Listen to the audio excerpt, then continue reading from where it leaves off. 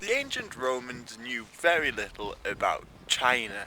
Well, they knew that their products came from there along the Silk Road, so they knew it existed, but in ancient texts they used two names to describe the country, Sinai and Surica. And Surica, by the way, literally just means that they're the place where silk comes from. But in the 3rd and 4th century, they started receiving more and more information about the East, and some of this information is pretty accurate. For instance, a Roman general named Ammianus Marcellinus said, "Beyond these lands of both Scythians towards the east, the summits of lofty walls form a circle and enclose the Ceres. So this could be the Great Wall." He goes on to say that it's a rich land and that the people are frugal and will make deals with people, or will trade with people, without ever speaking to them.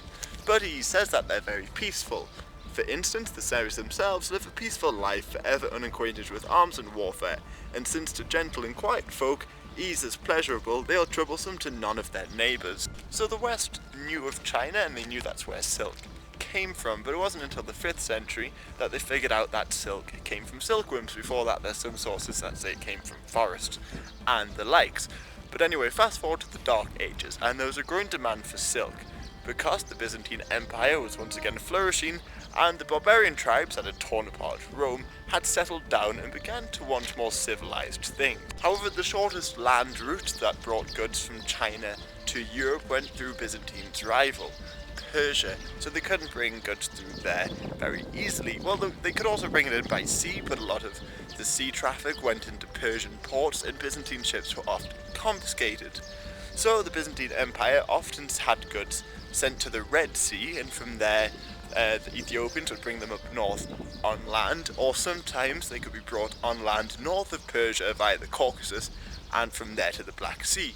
But of course this meant more middlemen and a higher price. So around 560, during the reign of Justinian, monks were sent to China on a diplomatic mission, but their real mission was to steal silkworms.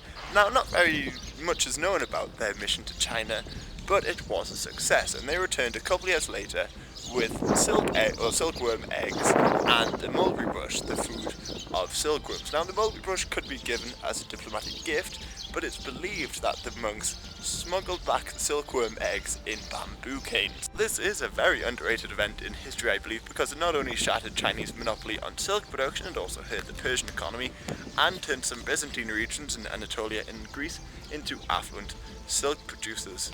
Plus, because silk was that much cheaper now, there was a whole new culture born around silk, as is evident in the number of artwork it is featured in, and future empires in Anatolia, like the Ottoman Empire, would also benefit a great deal from the income silk brought.